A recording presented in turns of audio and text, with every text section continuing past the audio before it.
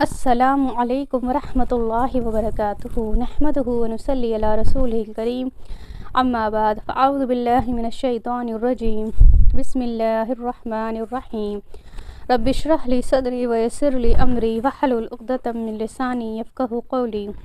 سورہ البقرہ آیت نمبر 98۔ من کانا، جو کوئی ہے، عدو للہ، دشمن اللہ کے لیے، وملائکتہ، اور اس کے فرشتوں کا، ورسولہ، اور اس کے رسولوں کا، وجبریل، اور جبریل، ومیکال، اور میکائل، ان اللہ، تو بے شک اللہ تعالیٰ، عدو للکافرین، دشمن ہے کافروں کا۔ جیسے ہم نے پچھلی آیت میں بھی پڑھا کہ یہود جبریل علیہ السلام کو اپنا دشمن سمجھتے تھے۔ انہوں نے یہ بات کہی کہ اگر آپ کسی اور فرشتے کا نام لیتے تو بات بنتی، یعنی جبریل علیہ السلام کو وہ اپنا دشمن مانتے تھے۔ تو یہاں پر اللہ تعالیٰ صاف صاف فرما رہے ہیں کہ جو کوئی میرے فرشتوں کو یا میرے رسولوں سے دشمنی رکھے گا تو وہ کافر ہے، اور وہ میں اس کا دشمن ہوں، یعنی میرے ساتھ اس کا کوئی ویسا واسطہ نہیں ہے۔ تو یہاں پر اللہ تعالیٰ نے صاف صاف کہہ دیا کسی ایک فرشتے کو ماننا اور کسی دوسرے کو نہ ماننا، اس کا مطلب یہ ہے کہ کسی کو بھی نہ ماننا۔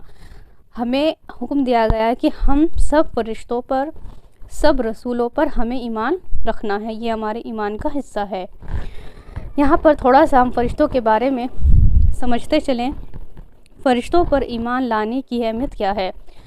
فرشتوں پر ایمان لانا جو ہے وہ واجب ہے۔ فرشتوں کو اللہ تعالیٰ نے نور سے پیدا کیا ہے، اور ان کی جو تعداد ہے وہ سوائے اللہ کے کسی کو نہیں پتہ کہ وہ کتنے ہیں تعداد میں۔ یہ جو مخلوق ہے یعنی فرشتے جو ہیں یہ بہت خوبصورت ہیں۔ اللہ تعالیٰ نے ان کو خوب یعنی نور سے پیدا کیا ہے، تو جمال ان کے پاس ماشاءاللہ بہت ہے، اور یہ جیسے بجلی کی طرح، بجلی سے بھی زیادہ تیز یہ کام کرتے ہیں۔ جیسے ہی اللہ تعالیٰ ان کو کسی کام کا حکم دیتے ہیں تو یہ بجلی کی طرح اس کام کو پورا کرتے ہیں۔ فرشتوں کو کسی طرح کی کوئی حاجت نہیں ہوتی، جیسے ہم انسان ہیں، ہماری روحانی ہیں، جسمانی ہیں، ہر طرح کی کوئی بھی حاجت ان کو پیش نہیں آتی، نہ وہ کھاتے ہیں، نہ پیتے ہیں، اور نہ ہی ان کو اس کی ضرورت ہوتی ہے۔ فرشتے بہت حیادار ہوتے ہیں، انہیں کسی بھی طرح کی کوئی ایسے کام کی ضرورت نہیں ہوتی جس میں حیا نہ ہو، مطلب حیا کا بنا حیا کے کوئی ایسا کام وہ کرتے ہوں۔ فرشتے ہر وقت اللہ کی عبادت میں لگے ہوئے ہیں۔ فرشتے جو ہیں، یہاں ایک حدیث سے ہمیں پتہ چلتا ہے کہ آسمان میں اتنے فرشتے ہیں جو ہر وقت صرف اور صرف اللہ کی عبادت، اللہ کی ثنا اور حمد میں لگے ہوئے ہیں کہ انگلی رکھنے کی جگہ تک نہیں ہے وہاں پر، مطلب اس طرح سے فرشتے ہیں۔ تو ہمارے ساتھ جو تعلق ہے فرشتوں کا وہ بھی بہت اہم ہے۔ جیسے ہم بچپن سے ہی سنتے آتے ہیں کہ ہمارے دونوں کندھوں پر فرشتے بیٹھے ہیں، تو اس طرح ہر وقت دو فرشتے ہمارے ساتھ اللہ تعالیٰ نے مقرر کیے ہیں۔ تو ہمارے ساتھ تو جو فرشتوں کا جو رشتہ ہے وہ ہماری ماں کے پیٹ سے ہی شروع ہو جاتا ہے۔ جب پیدا ہوتا ہے بچہ تب سے ہی کرامن کاتبین اس کے ساتھ جڑے ہوتے ہیں۔ تو اور ان سے ہمارا کیا تعلق ہے، اس سے ہمیں پتہ چلتا ہے قول سے کہ جب تک نماز پڑھنے والا جائے نماز پر بیٹھا رہے تو فرشتے اس کے لیے استغفار کرتے ہیں، اس کے لیے دعا کرتے ہیں اللہ کے حکم سے۔ جو فرشتے ہوتے ہیں وہ تمہارے لیے جب ہم اللہ سے دعا کرتے ہیں تو وہ آمین بھی بولتے ہیں۔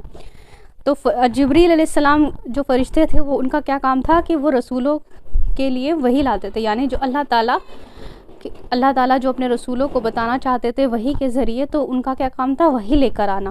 میکائل جو تھے وہ بارش لے کر آتے تھے۔ اور ہمارے جو نبی صلی اللہ علیہ وسلم ہیں، آپ نے ان دونوں فرشتوں کو ان کی دونوں کی اصلی شکل میں آپ نے ان کو دیکھا ہے۔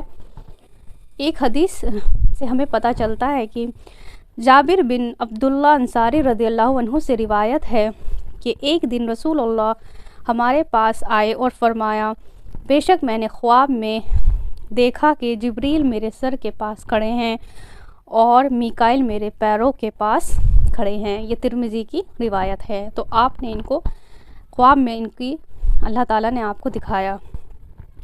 احد کے ٹائم پر بھی جنگ احد کے ٹائم پر جبریل اور میکائیل آپ کے ساتھ سفید لباس میں تھے، انسان کی شکل میں تھے، یعنی وہ آپ کے ساتھ لگاتار آپ کے ساتھ لڑ رہے تھے دشمن سے۔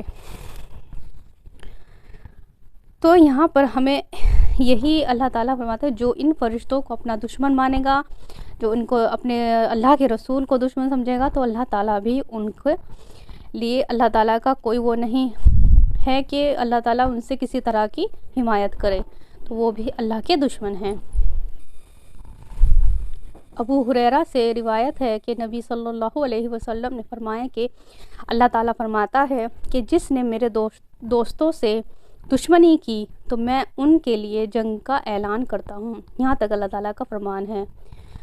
السلام علیکم ورحمۃ اللہ وبرکاتہ۔